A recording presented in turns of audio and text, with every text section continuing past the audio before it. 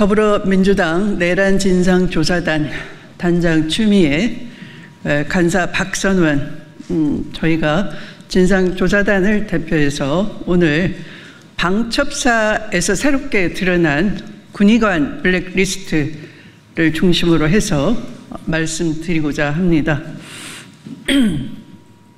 국군 방첩사에서 첫째 군의관, 두 번째 방첩사 조직 내부에 관한 블랙리스트가 드러났고 또 민간인을 사찰한 의혹이 새롭게 제보되고 있습니다. 이는 비상계엄 준비 일환으로 보이고 작성 관여한 방첩사 신원보안실 인원은 이후 보훈 인사의 특혜를 누리고 있습니다.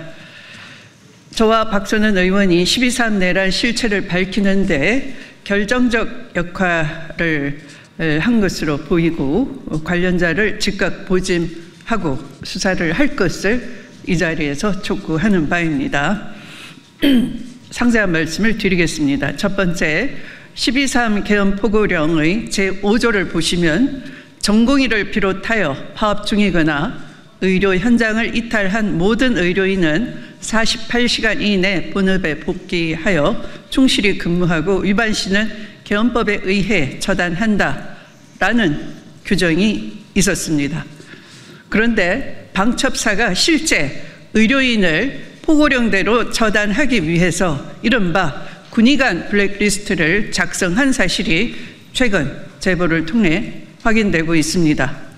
방첩사는 민간 의료계 파업 등에 장기간 투입되어 내부 불만이 높아진 군의관들을 대상으로 군의관 블랙리스트를 작성하고 군의관들을 사찰하고 이들의 정치 성향 등을 사찰 수집했다고 합니다.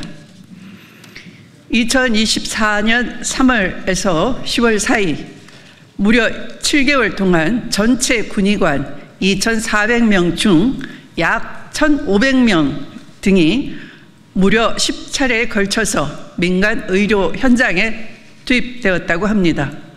이에 따른 불만이 내부에서 고조되는 상황에서 수백 명의 군의관들이 사찰 대상이 된 것으로 파악되고 있습니다. 의료 파업은 윤석열 정부의 핵심 관심 사안 중 하나였던 만큼 계엄이 실제 시행되었을 경우 해당 블랙리스트를 기반으로 의료인에 대한 통제, 불이익, 징계 또는 처벌 등의 조치가 이루어졌을 가능성이 있는 것입니다. 두 번째, 비상계엄 준비 과정에서 방첩사 조직 내부에 블랙리스트가 존재했던 사실도 확인되고 있습니다. 해당 리스트는 방첩사의 내부 인원을 대상으로 작성된 사찰 문건으로 계엄 실행을 염두에 둔 내부 숙청 작업의 일환으로 파악됩니다. 방첩사 조직 내부 블랙리스트는 23년 11월 여인영 사령관 취임 이후부터 본격적으로 작성하였고 측근 선별 작업의 일환으로 방첩사 소속 대령급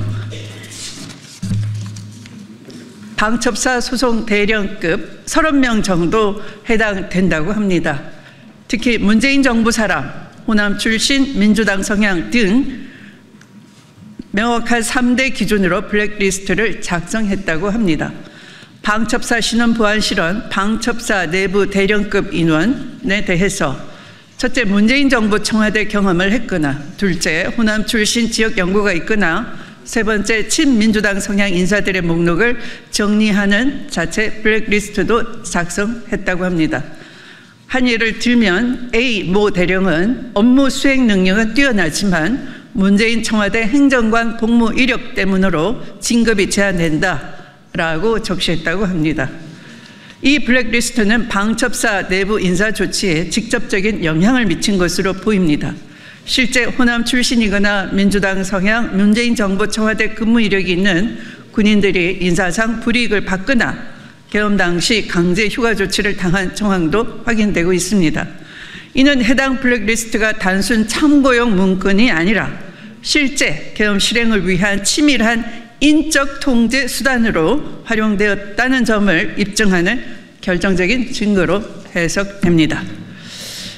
블랙리스트를 작성한 방첩사 신원보안실은 방첩사 내부 인원에 대한 정보 수집 권한이 없음에도 불구하고 블랙리스트를 작성하고 대통령실과 국방부 최고위급 관계자에게 보고했다고 합니다. 세 번째부터는 박선은 의원께서 말씀 주시겠습니다. 다음 3. 방첩사가 민간인 사찰 문건을 작성한 사실을 확인하였습니다.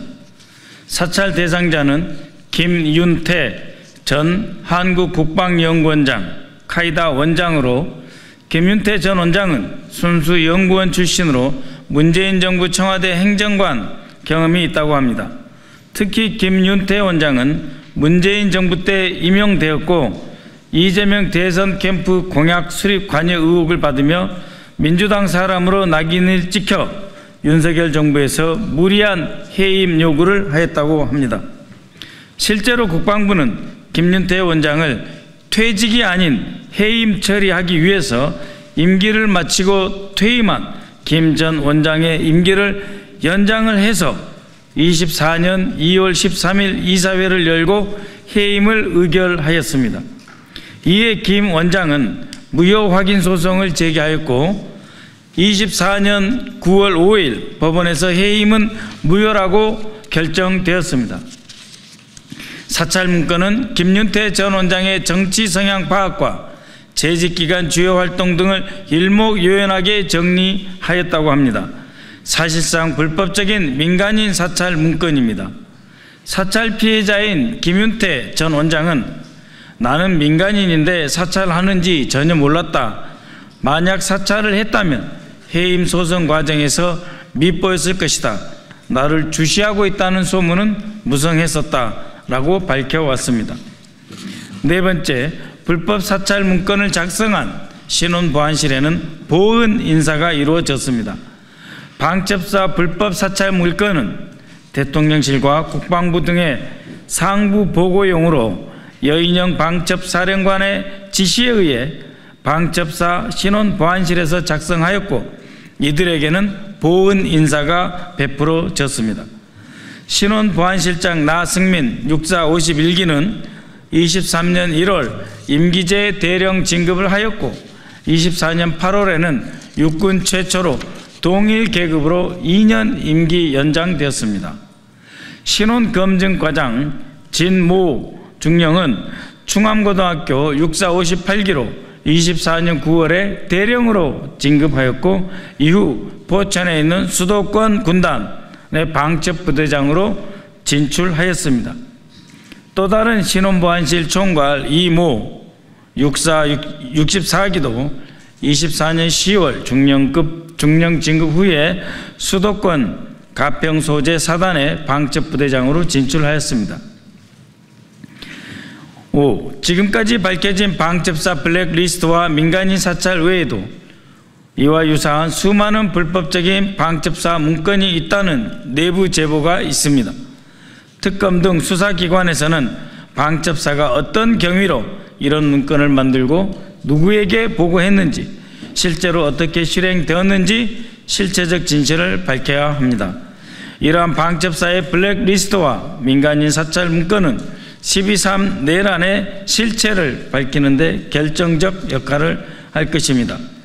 더불어민주당 내란 진상조사단은 방첩사의 불법적인 문건 작성을 주도했는데 아직까지 어떠한 수사도 받고 있지 않은 나승민 방첩사 신원보안실장과 당시 신원보안실 진모 대령, 이모 중령에 대해서도 즉각적인 보직해임과 함께 철저한 수사에 착수해 줄 것을 촉구하는 바입니다.